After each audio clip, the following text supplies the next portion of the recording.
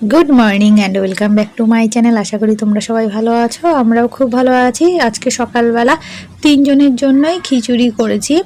घुम থেকে উঠতে দেরি হয়ে গেছে, সেই জন্য একবারে তিনজনের জন্য খিচুড়ি করে নিয়েছি। যদি আলাদা আলাদাভাবে রান্না করতে যেতাম আর কি, সোনার জন্য আলাদা খাবার করতে যেতাম, আমাদের জন্য রুটি করতে যেতাম, তাহলে দেরি হয়ে যেত সেই জন্য। আর এখন হাজব্যান্ড অফিসে যাচ্ছে আর আমি খেতে বসছি, সোনা কোলে উঠে বসে রয়েছে।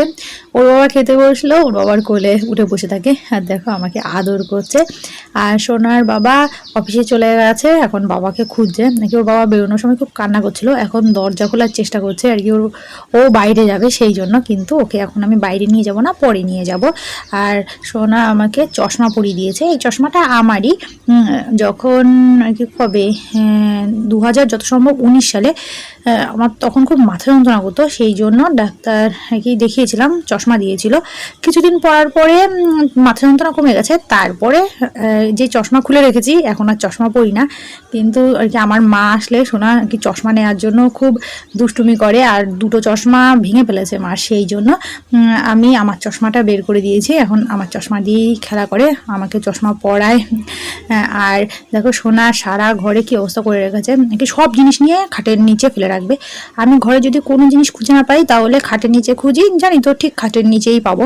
সোনা সব কিছু খাটের নিচে ফেলে রাখে, আর আমার হাত থেকে পলা খুলে নিয়েছে, খুলে নিয়ে খাটের নিচে ফেলে রেখেছিল। সেই জন্য তোমরা যদি লক্ষ্য করো তাহলে দেখবে আমি যখন খেতে বসি তখন আমার হাতে পলা ছিল না, এইমাত্র আমি খাটের নিচ থেকে বের করে পরে নিয়েছি। এখন পরেছি আবার খুলে নেবে, এরকমই দুষ্টুমি করে। আর আমি ঘর গুছাতে গুছাতে এদিকে আবার হচ্ছে গিয়ে ভাত বসিয়ে দিয়েছি। দেখতে এসেছি যে ভাত হয়েছে কি না, এসে দেখছি যে কি গ্যাস শেষ হয়ে গেছে, এখন আবার সিলিন্ডারটা লাগাতে হবে। আর কি আমার কপাল এতই খারাপ, যখন হাজব্যান্ড বাড়িতে থাকে না তখনই গ্যাস শেষ হয়ে যায়, আর আমার সিলিন্ডার লাগাতে একদম ইচ্ছা করে না, কি বিরক্ত লাগে। এই সিলিন্ডার টেনে টেনে একবার নিয়ে আসো একবার নিয়ে যাও, সেই জন্যে যে বিরক্ত লাগে। আর শোনাও আমার পেছন পেছন দেখো যাচ্ছে, একবার কোলে উঠছে আবার নিচে নামছে।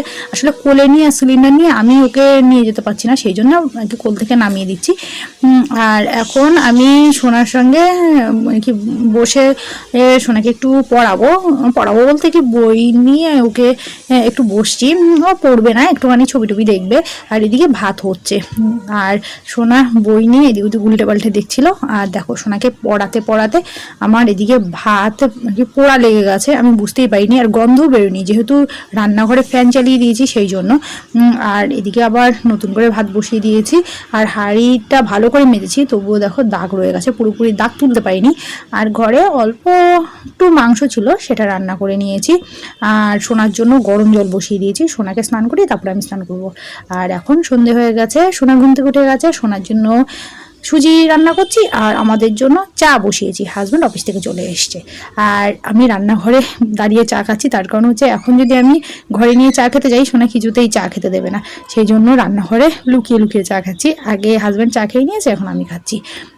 আর রাত্রেবেলা হাজব্যান্ড রান্না করছে, তার কারণ হচ্ছে আমার হঠাৎ শরীরটা খুব খারাপ লাগছে, দুধ চা খেয়েছি সেই জন্য হয়তো আর কি মাথাটা ঘুরছে নাকি কি জানি, বুঝতে পারছি না। যাই হোক, আর এখন তো আমার শরীরটা একটু খারাপ লাগছে, আর সোনা বাবা রান্না করছে, সেই জন্য সোনাকে একটু টিভি চালিয়ে দিয়েছি, ও টিভি দেখছে আর আমি ওর পাশে শুয়ে রয়েছি।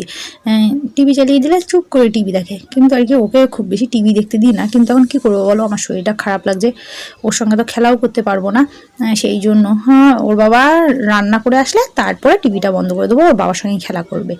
আর আজকে রাতে রান্না হয়েছে ডাল আর বেগুন পোড়া, কোনোদিন ডাল আর বেগুন পোড়া একসাথে খাইনি। যাই হোক, হাজব্যান্ড রান্না করেছে, আজকে খেয়ে দেখি যে কেমন লাগে।